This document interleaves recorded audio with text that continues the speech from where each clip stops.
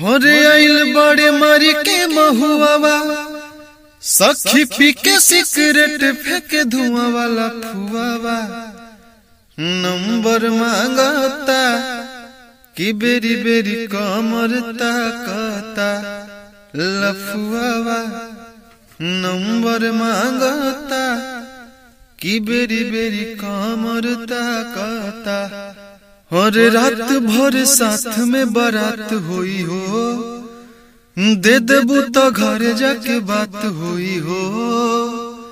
अरे रात भर साथ में बारात हुई हो दे देबू तो घर जाके बात हुई हो।